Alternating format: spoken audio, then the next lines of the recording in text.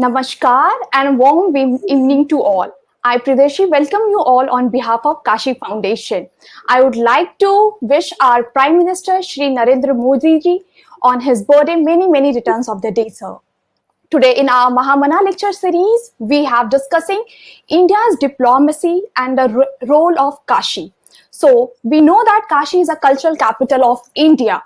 Kashi is not just a cultural capital of India, but it is a world oldest living city.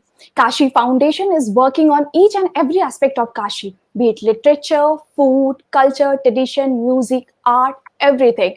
To discuss cultural diplomacy, we have our guest for tonight is his ambassador Vishal V Sharma. He is a designate ambassador, permanent representative of India to UNESCO at France. And to continue our session, I would like to call our moderator Avneet ji. She is assistant professor at Amity University. So Avneet ji, floor is yours. Please do continue. Okay.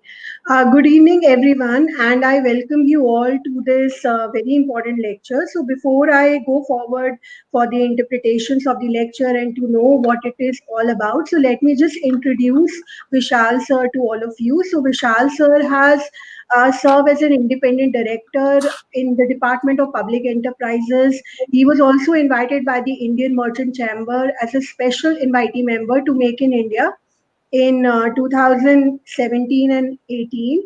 He has always supported the concern for innovation, entrepreneurship. He has also served as an officer on the special duty. He also advocated the Tata Nano project, and he was the only one person who was responsible for getting this project to Gujarat when Narendra Modi was the CM of Gujarat. And he is a prolific writer and painter. He has written around more than 100 articles in various on the issues of social and economic parameters, and he has always been regular on TV debates and discussion, and he's even the member of the High IQ Society. So he will also be joining the UNESCO in October 2020. So Vishal sir, I really welcome you to this program, and I hope we will be learning many important things from you. And the whole topic of cultural diplomacy is so very important, because somewhere or the other, if I talk about the population of Indian origin, they have certain kind of international cultural relations. So I think this lecture will really benefit all of us. Thank you, Vishal sir. Over to you. After the lecture, I would also invite questions from the audience. So yes, sir. Thank you, Vishal sir.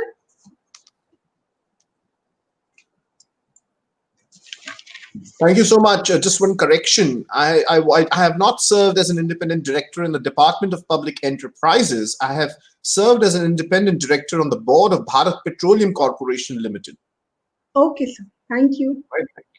Yeah. I thank the Kashi Foundation for calling me here today. I especially thank Priyadarshi Rathod for having the vision to introduce a subject like cultural diplomacy. Specifically on the day of Honorable Prime Minister Narendra Modi ji's birthday. At the onset, I would like to wish him a very long life, good health, so that he can continue to guide India and India's destiny in the foreseeable future. The meaning of the term cultural diplomacy cannot be properly understood without explaining the words culture and diplomacy, which form the basis of this term. In practice, the term culture is often associated only with art, literature, and other visible components of culture. In the context of cultural diplomacy, however, culture should be regarded in its broader sense as the set of distinctive spiritual, material, intellectual, and emotional features of a society or a social group that encompasses, in addition to art and literature, lifestyles, way of living together, value systems, traditions, and beliefs.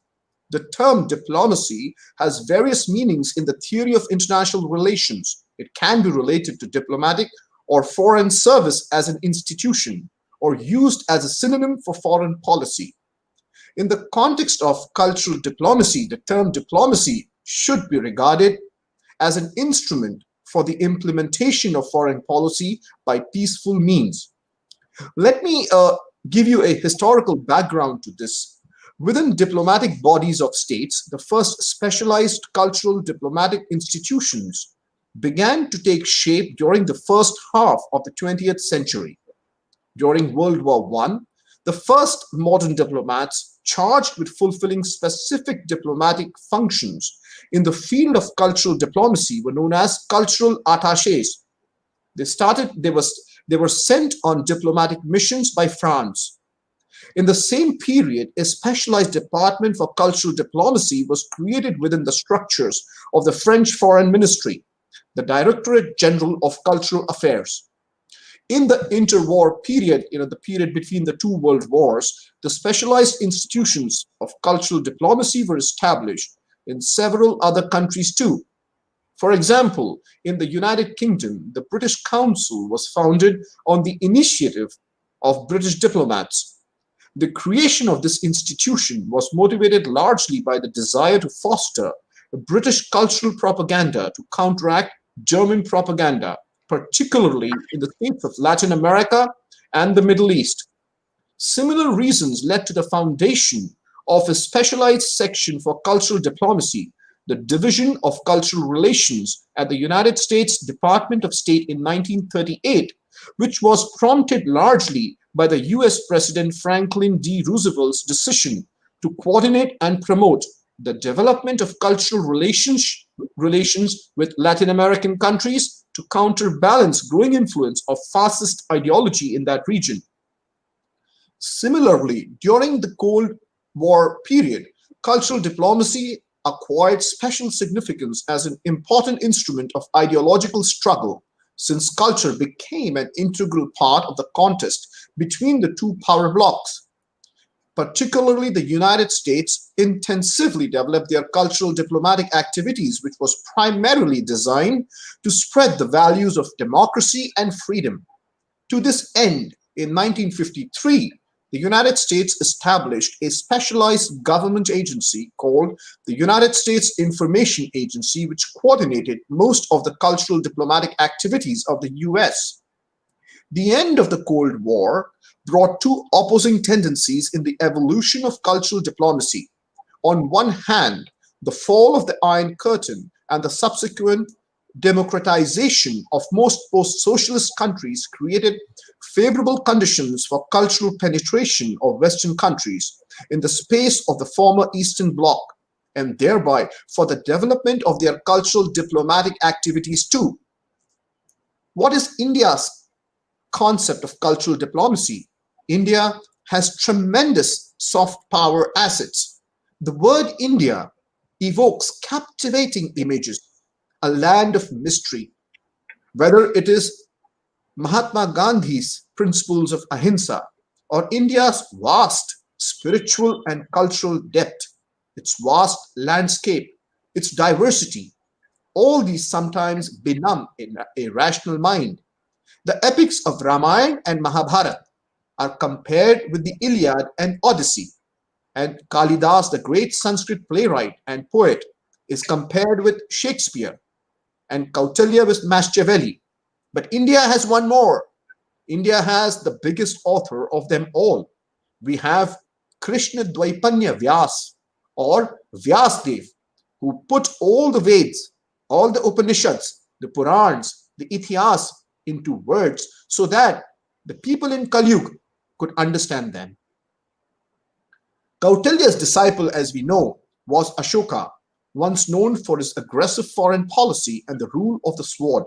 Later abandoned his aggressive policy and cultivated soft power. He converted to Buddhism and promoted it in different regions. India's multiple names also reveal its soft power imagery. The name India is derived from the name Indus, the river in the valley of which evolved the Indus Valley civilization. The other names, such as Bharat Varsha or Aryavrat Varsh or Hindustan, have religious and spiritual connotations. Whether the term is Hindu or of Persian vantage, the Persian traders pronounced it as Sindhu, the local name for Indus. Bharat is derived from the Vedic interpretation of Bha, implying knowledge, and Rat implying engaged. But at this point, it is very important to know that India, as Lord Krishna has said in the Bhagavad Gita very clearly, that this land, this great land, was first known as Ilavrat Varsh. And after the king of Rishabdev, Rishabdev is the first Jain Tirthankar. The Hindus also regard him as an avatar of Lord Vishnu.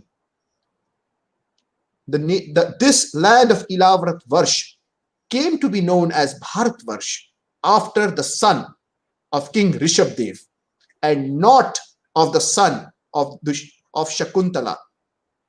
We also have Maharaj Bharat, of whose descendants are the Pandavas. But this land came to be known as Bharat. Bharat means we who are the descendants of Maharaj Bharat, and that Bharat refers to the son of King Rishabdev. We also should know that this is the land where the great conversations between Narad Muni and Vyasdev took place. In his spiritual maturity, the great literary incarnation of the Lord and the father of Shukdev Goswami, Vyasdev, composed all these Veds and put them into writing. But in his heart, he was not satisfied. And in that state of despondency, he turned towards his guru, the great learned Narad Muni. Do you know, in his previous life, the great Narad Muni was the son of a maidservant, and what he learned from his previous life, he implemented in this life when he appeared as the son of Brahma. Now, how many of us know this? These are the mysteries and the magic of India's ancient scriptures.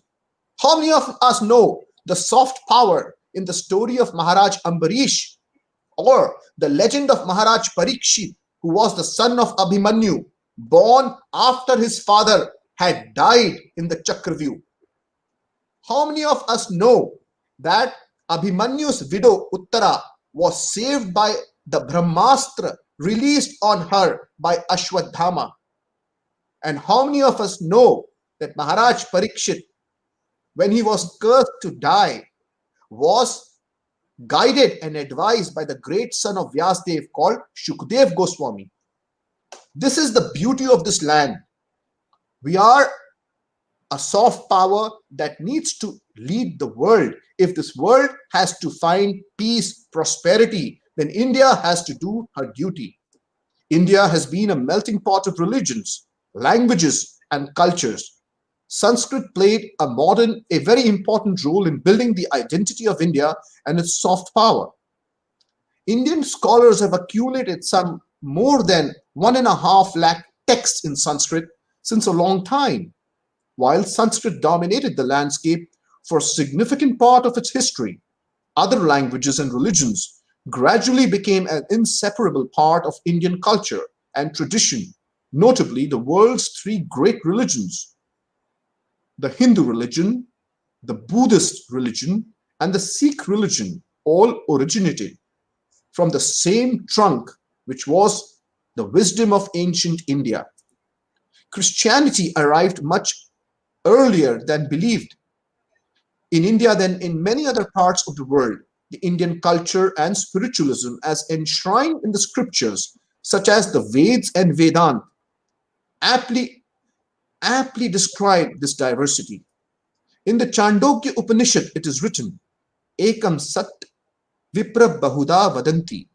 The truth is one, and the wise speak of it in different ways. Similarly, it is said, Sarve Bhavantu Sukhina, Sarve Santu Niramaya, Sarve Bhadrani Pashyantu, Ma Kaschit Dukhabhag Bhavet. You see the beauty of the Indian heart. You see the beauty of the Indian mind that this verse narrates. It says, let everybody be happy, not just Indians, not just my family, not just me, but Sarve Bhavantu Sukhina. Let everybody be happy, healthy, and wise. And let me share their sorrow. You tell me, which country in the world will have a prayer like this that would want to share the sorrow of someone else other than India? India is therefore a spiritual capital of the world. And that is why India belongs not just to India. India belongs to the whole world. India belongs to the entire Manav Jati, to entire humanity. In the Mundaka Upanishad, it is said, Satyamev Jayate, which is also used as, is in India's national emblem. Let truth emerge victorious. Indian tradition identifies individual values with universal values and does not differentiate individuals on basis of religion, language, race, or color. This trait is encapsulated in Sanskrit words, Vasudeva Kutumbakam. The whole world is my family. Not just my family, not just my society, not just my caste, but the whole world is one family. During his speech at the United Nations in September 2014, Prime Minister Modi referred to this message from Vedanta and argued that it encapsulates Indian culture. The ancient and traditional portrayal of the Hindu religion as a tolerant and pluralistic religion has helped India portray itself as a peaceful and tolerant nation. The US Congresswoman Tulsi Gabbard argued, the essence of the Hindu religion that I practice is Karma Yoga and Bhakti Yoga, which means love God, all his children, regardless of their race, religion, etc., and to use my life working for the well-being of everyone. Neil Ferguson argued, the role of religion in shaping politics cannot be undermined. The power of religion and morality may prove more enduring than hard power. Do you know the word politics? It's looked down upon nowadays. But the word politics is actually a compound word. It originates from the Greek language, wherein the two words police and ethics are there. The word police means P-O-L-I-S. It means a city, and ethics means moral principles. So the word politics means a place of high moral principles. Ferguson further argues, faith then is perhaps as important a component of power as material resources. Faith cannot move mountains, but it can move people. The Venerable Dalai Lama, the spiritual leader of the Tibetans, argued, India's long tradition of religious tolerance can be a role model for the rest of the world. He further stated, major religions of the world, like the Hindu religion, the Buddhist, Jain, and Sikh religions originated in India, and it provided shelter to the followers of Zarathustra. Zarathustra was a great Persian prophet. His religion is Zoroastrianism, but I'm not in favor of adding the word ism after these great religions, because isms mean derived and not the original. That is why I will call it the religion of Zarathustra as an honor for that great Persian prophet. These can be the model for the rest of the world. There is a greater need to make cultural diplomacy more visible in this globalized village, where we need to understand the centrality of the message of Swami Vivekananda that he delivered in 1871 at an international conference of world religions at Chicago. He spoke of understanding and not conversions across the globe, and of acceptance and not protection of other religions. We have to imbibe this message when civilizational divide separates us more.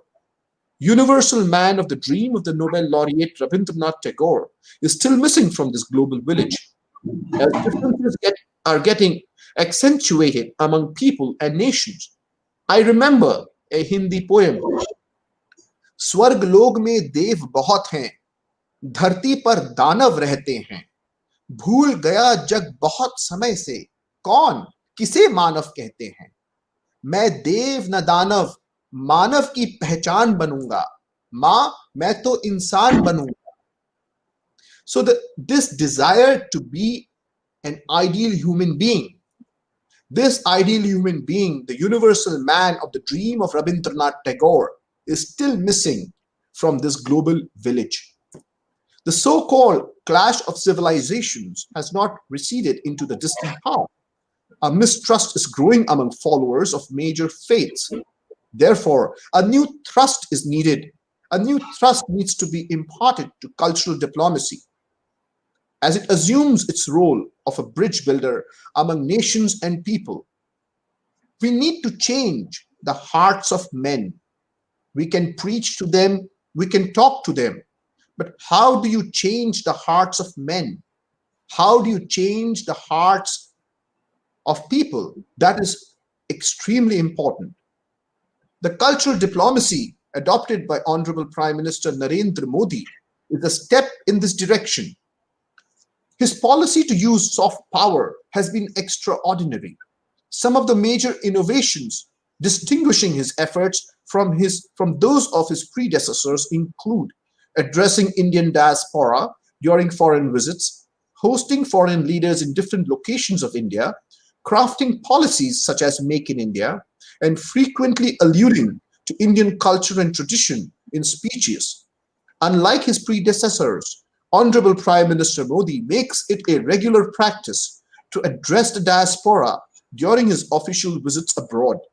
During his first official visit to the United States in September 2014, the Prime Minister addressed 18,000 people, mostly Indian Americans, at the Madison Square in New York. The venue was packed, and those unable to find a place through lottery preferred to watch the Prime Minister and listen to his speech outside on big screen. It was a major footprint of India on the global horizon.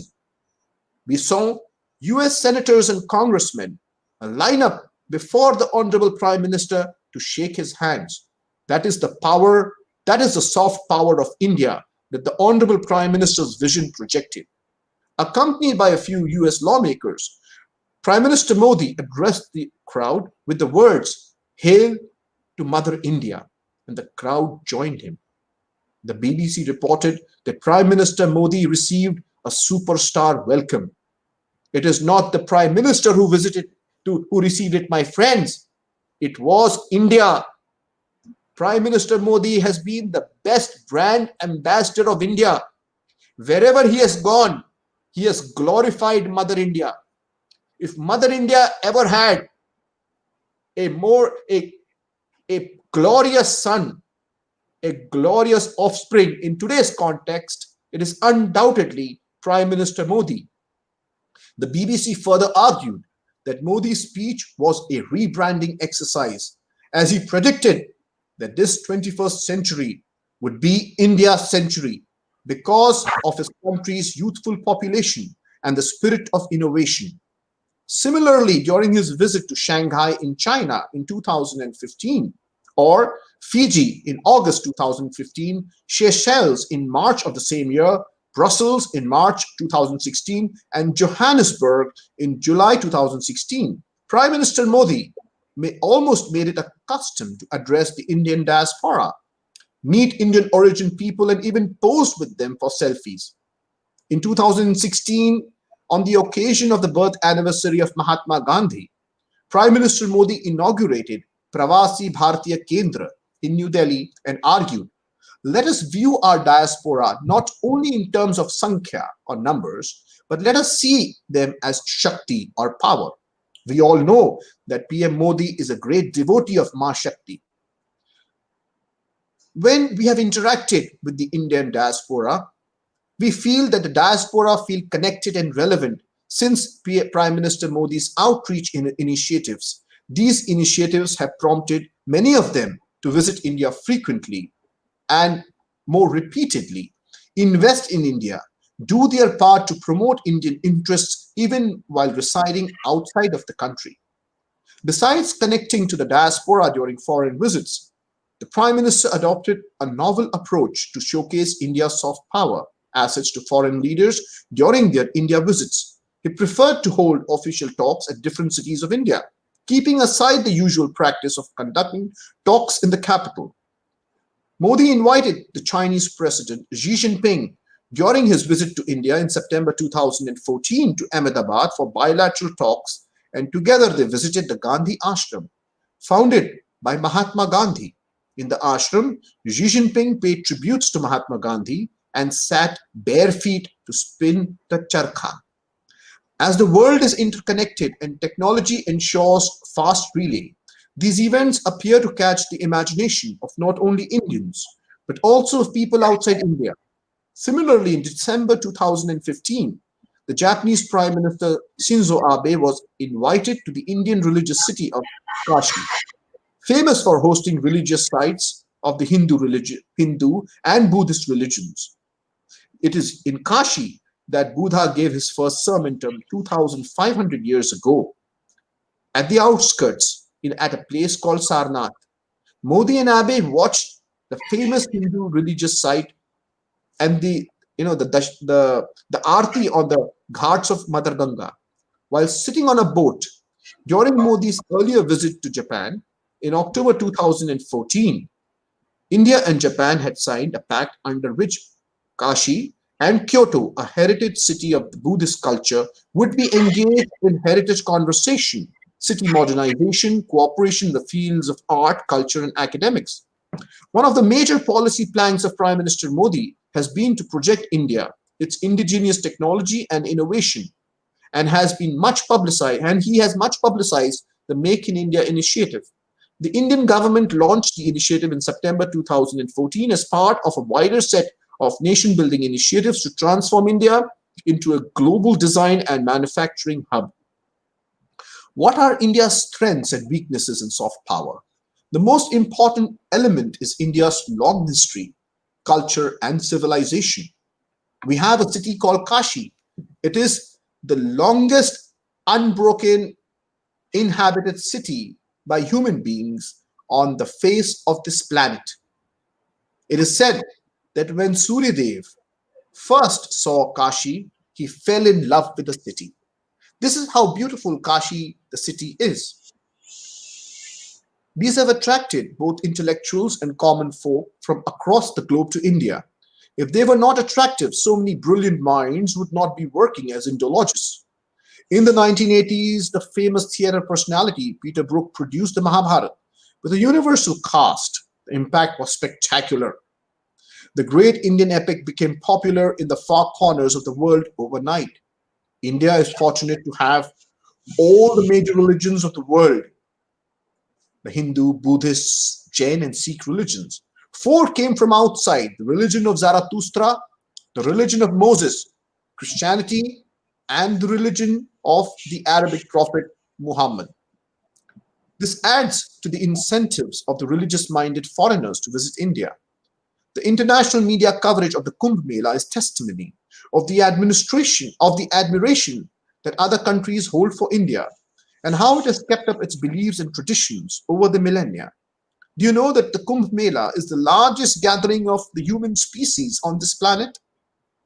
Religious tourism in India is a major factor in our external relations. Apart from Hindu religious sites like Varanasi, Badrinath, Kedarnath, Vaishnav Devi, Vrindavan, Mathura, Dwarka Dham, Jagannath Puri, Amarnath, Tirupati, Sabrimala, Tanjavur, Madurai, etc. I can go on and on.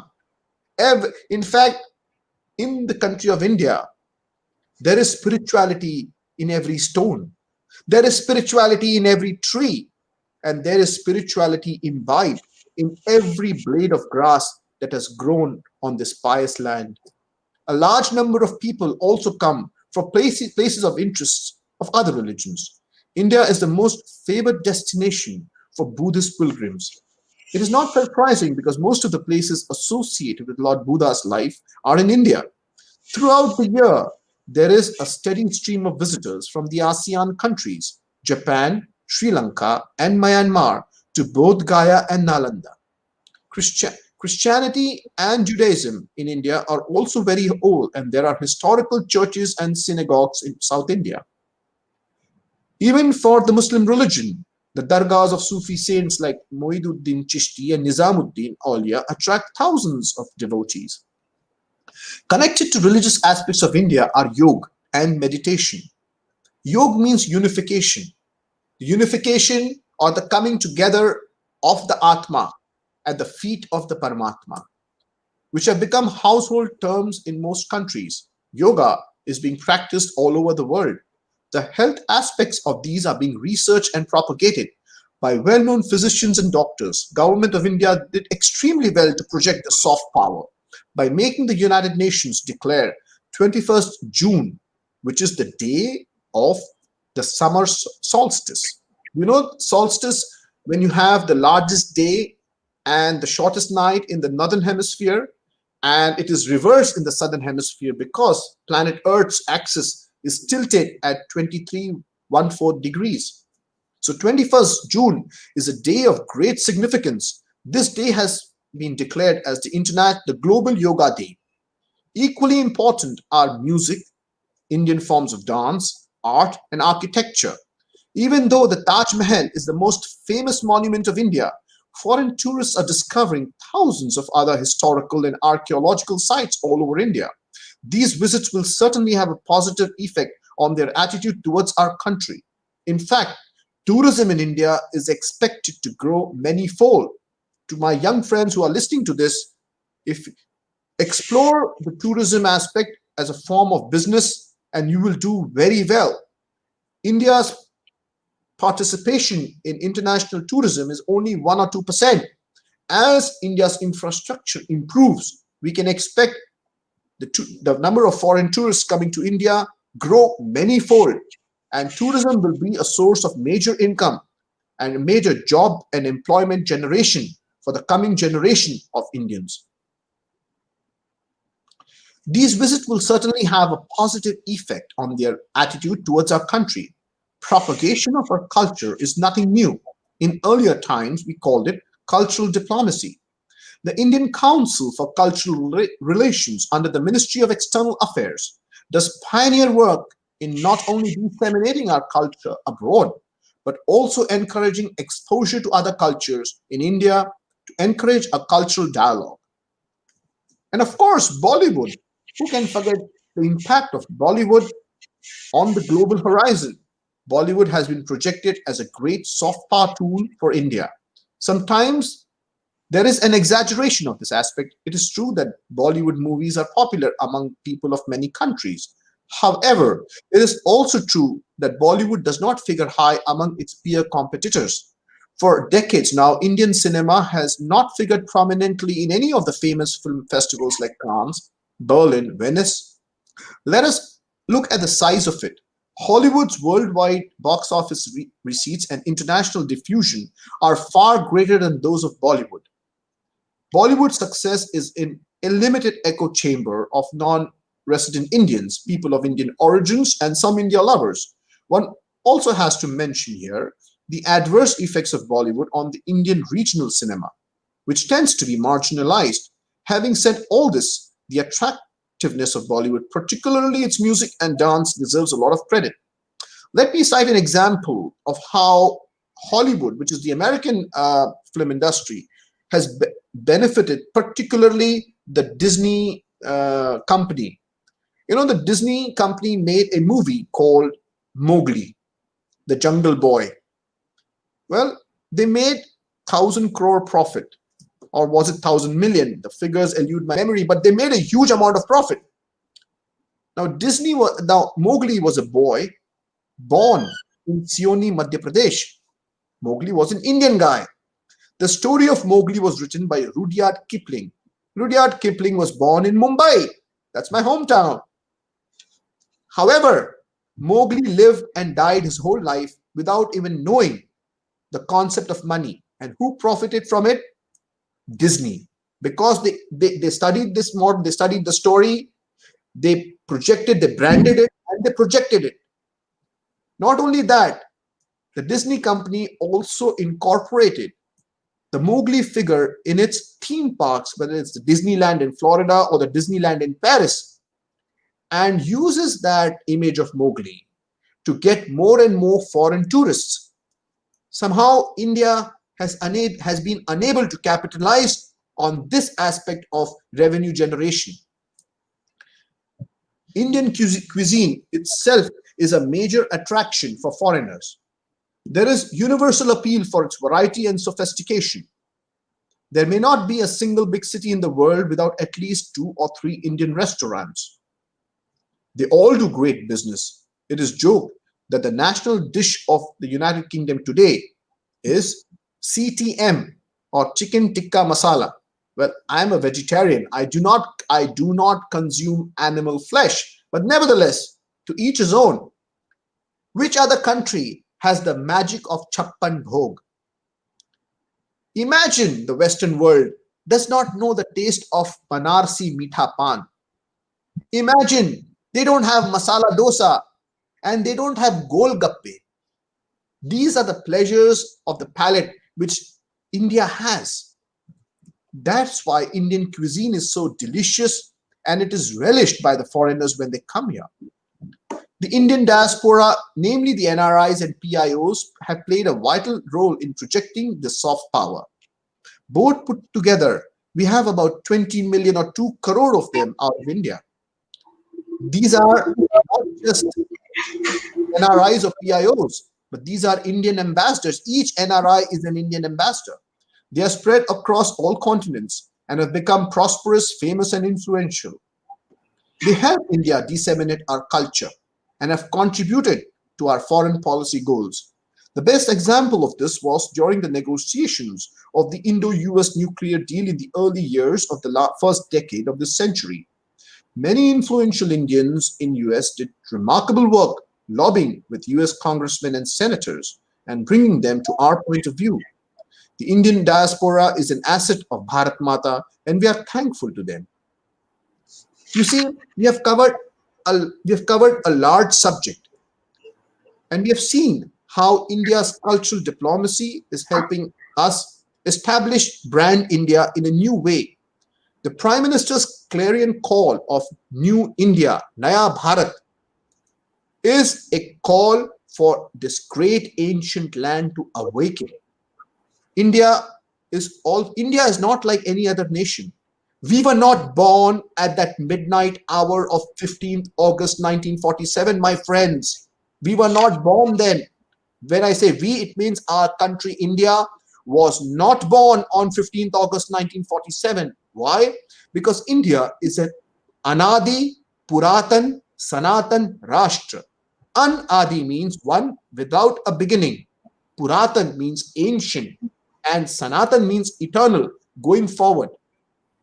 If any of you have visited and would get an opportunity to visit the Lincoln Memorial in Washington, D.C., you will see a huge marble plaque, 20 feet high. It's called the Gettysburg Declaration, in which there is a line about the United States, and it is said, "A country of the people, by the people, and for the people shall not cease to exist from the face of this planet." That means the founders and the pioneers of the United States who signed the Gettysburg Declaration made a statement that the United States is also going to be a Sanatan Rashtra. That means a country of the people, by the people, and for the people shall not cease to exist on the face of this planet. Well, India is also a Sanatan Rashtra. We are not only Sanatan, we are also Anadi, and we are also Puratan. The United States cannot claim to be Anadi, and the United States cannot claim to be Puratan because it's only 200 or 300 years old.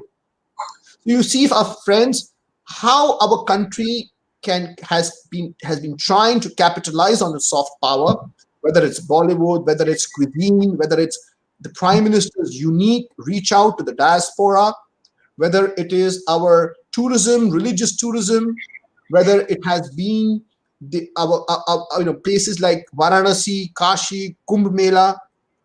India is a magnet to the world.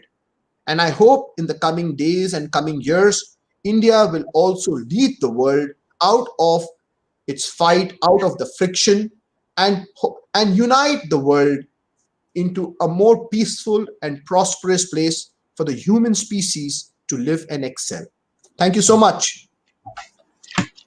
Okay, thank you, Vishal sir. It was such a nice and inciting. I mean, you talk about so much about Indian culture and the importance and relevance of Indian values, and how this whole concept of cultural diplomacy is so important. And when you have talked about Vedas, when you were talking about Mahabharata, so all these things you talk about different traditions and how Narendra Modi ji have initiated this whole concept of encouraging and inciting the whole international thought and these traditions which are very attractive. You also, highlighted the beautification of Indian culture. So it's really, really very nice, sir. So I think I was so happy to listen to your lecture because the way you were describing us about the main themes of Indian culture, how relevant Indian values are, and how much important spirituality. You also mentioned about yoga. So all these things were so relevant. And I'm so delighted, sir, that you have come here and share all these opinions with us. And it was really very, very thoughtful and insightful lecture. Thank you, sir. I have one question with you. I just want to ask you if you give me the permission to ask. Please go ahead. Sir, I want to know that how is this current political dispensations are different from the earlier one in applying soft power in foreign policy. So how is it, sir, really different? So if you can, respond to that, thank you. Let me give you an example. All the prime ministers of India have been great, patriotic, and respectable people.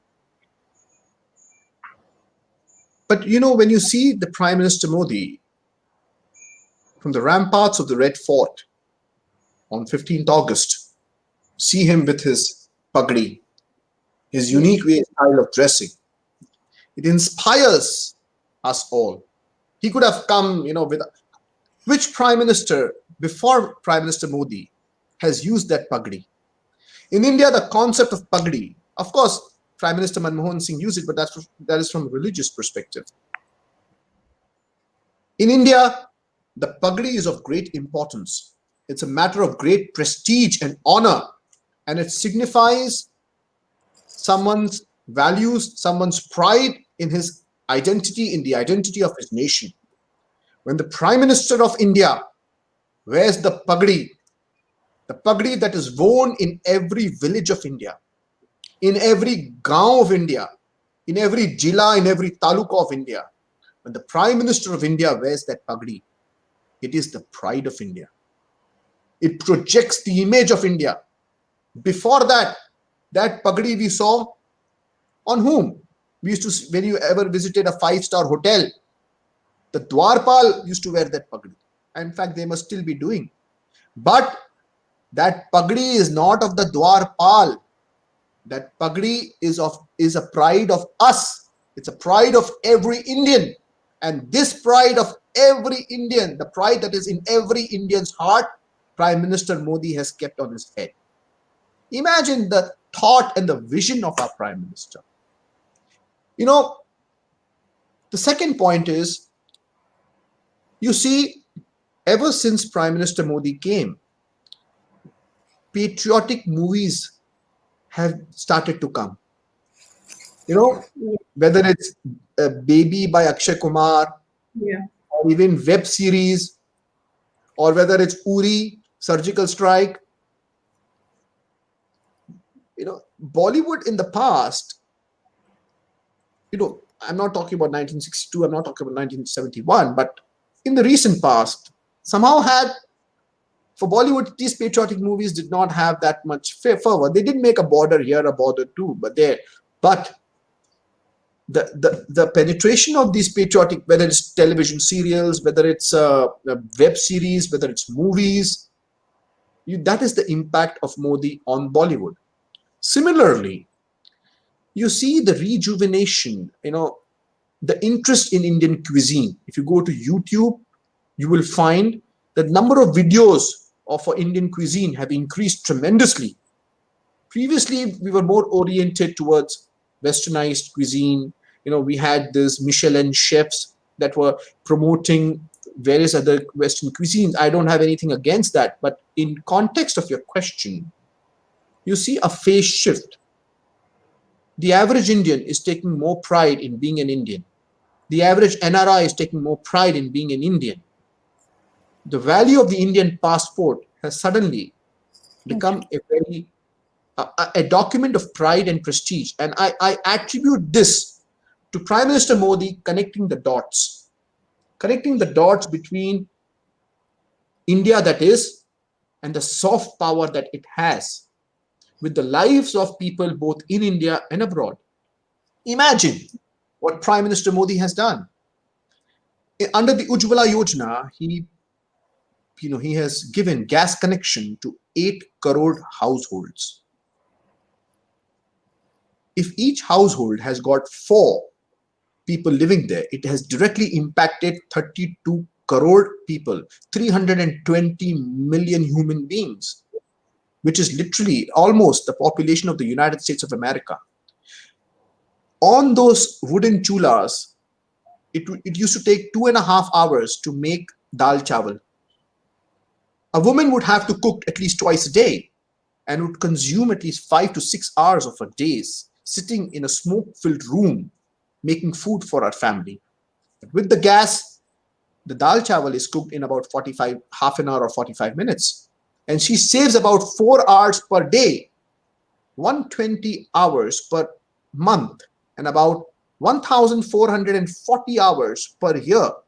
This is the free time that she gets. She can focus it on herself, on her children.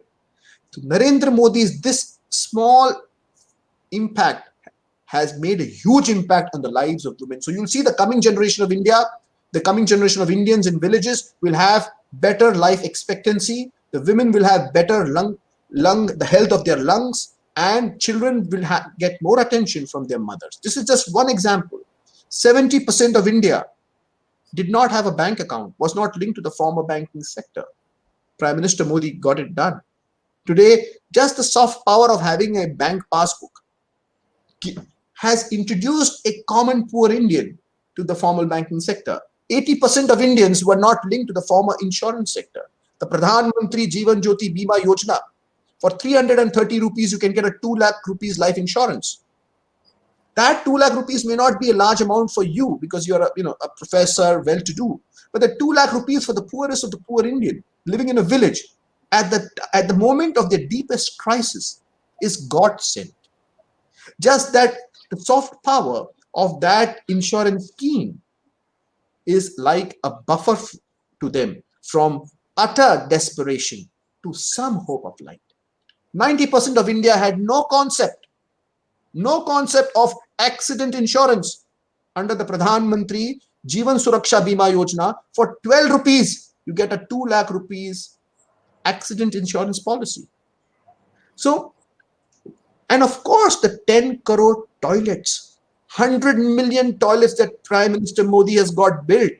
It has liberated the Indian women from having, in villages, when women had to go to answer nature's call, they would hold it till the time it was dark out of shyness and grow in groups. Prime Minister Modi has freed them. Do you know, in certain villages, girl students were removed from their schools because there were no separate toilets for the girls. Prime Minister Modi has removed those barriers. Just by taking these small steps, he has impacted He's impacted 130 crore Indians, which means he's impacted 17% of the human species on this planet. What Prime Minister Modi has done is going to have a global impact. It's historical. And this is the small steps taken to project our soft power. Okay. Thank you, Vishal sir. Thank you. You have given me such a thoughtful and intellectual insights on it. So I'm very, very thankful to you for clearing my doubts up. Thank you, sir. Thank you. So I want to ask one thing. Like, that Kashi is a constituency of our Prime Minister. Coming up on Modi, because Kashi, when I was there, I saw small mohallas, very complex, and the situation there is like people coming from all over India over there, not just India, but from the world, just because it has a art, culture, music, tradition, gharanas, and everything. So how do you think, so coming up on Modi over there and like developing project and everything over there will impact Kashi and it'll make it more like global in nature? How do you see it? Like it's Am I audible? Yeah, you're audible. Do you know Prime Minister Modi has inaugurated 26 projects worth more than 1,000 crore rupees in Kashi, including a 430-bed super specialty center for AIMS, equivalent Institute of Medical Sciences in BHU. He expanded the Chowka Ghat Lehar Tara flyover. Do you know that Prime Minister Modi has laid foundation for several projects worth 208 crores? In fact, Modi is transforming Kashi. Kashi is poised to become an international city. And if I were you, I would buy a house in Kashi. Because the value of the properties in Kashi is going to increase. Kashi is going to become a prominent part in the global tourism map. And this is all due to MOM. What is MOM? MOM means mom or mother, but I will say MOM stands for Magic of Modi. Okay, so, and like, sir, I want to ask one more thing. So you are going to represent India in UNESCO. It's a institution which is representing for culture and society and everything. So how do you see that UNESCO gonna look at Kashi after going you over there? After my, let me tell you an anecdote. When Lord Brahma went to visit Krishna in Dwarka, now Krishna in Dwarka is not Gopal. He's not the cowherd boy with whom people are playing or who's stealing butter of the gopis. He's Dwarkadish, emperor of Dwarka, with all his paraphernalia and his regality. So the Dwarpal of Dwarka stopped Krishna. They asked him, they stopped Lord Brahma. They asked Lord Brahma, where are you going? Brahma says, I want to meet Krishna. So Dwarpal said, wait, first take permission before we let you in. So they go and tell the Lord that Brahmaji has come to visit you. So Krishna asks, which Brahma? So the Dwarpal, they are confused. In one universe, how many Brahmas can there be? They go back to the Lord Brahma and say, sir, which Brahma you are? And Lord Brahma himself is surprised. The same question arises in his mind as well. I am Brahma. I am the one who, the secondary creator of this universe. What do you mean by which Brahma? How many Brahmas are there? But in his humility, he says, tell the Lord, the Chaturmukhi Brahma wants to visit. Brahma with 4 heads wants to visit. And Krishna then calls him in. Lord Brahma pays his obeisances to the Lord and says, you asked, which Brahma? Do you mean there are other Brahmas besides me also? So Krishna says, yes, there are infinite Brahmas. There are Ananta Koti Brahmas. And then he summons Brahmas of other universes. So our Brahma sees a Brahma with 8 heads. He sees a Brahma with 12 heads. He sees a Brahma with 32, 68, 128. He sees a Brahma with 1,000,000 heads. And at that time, our Brahma writes a beautiful Sanskrit shloka. He says, I feel like a mosquito in a herd of elephants. What is the औकात of a mosquito? हाथियों के झुंड में मच्छर की क्या औकात? काटना चाहे भी तो हाथी की चमड़ी इतनी मजबूत है काट. So if Brahma felt like that as a mosquito in a herd of elephants, I am going to UNESCO not to represent India. I'm going to UNESCO to represent my mother. And I'm also like a mosquito in a herd of the greatness of Indian elephants. So what I can do is just sit on the greatness of India and point it towards my country. That's it. India itself is great. It doesn't need me. But God is giving me this opportunity to a small mosquito like me so that I can do some small seva to my mother and I can get the punya. That's it. Now I would invite Ajay ji to give vote of thanks for sir and Amit ji. Please, Ajay, go ahead. Thank you, Priyadarshi. So thank you very much. It was very enlightening and very enriched lecture that you gave us. On behalf of Kashi Foundation, I really thank to you that you gave your valuable time and your valuable views you share with us. And sir, thank you very much. And I would like to say thanks to Avneet for also. Avneet, you moderated very well. Thank you very much. And I would like to say thanks to all the viewers who are watching us on Facebook and YouTube. So thanks to all of you, and thanks to Kashi Foundation and Sir Vishal Sharma. Thank you very much. Thank you. Thank you, sir. Thank you, all of you. Thank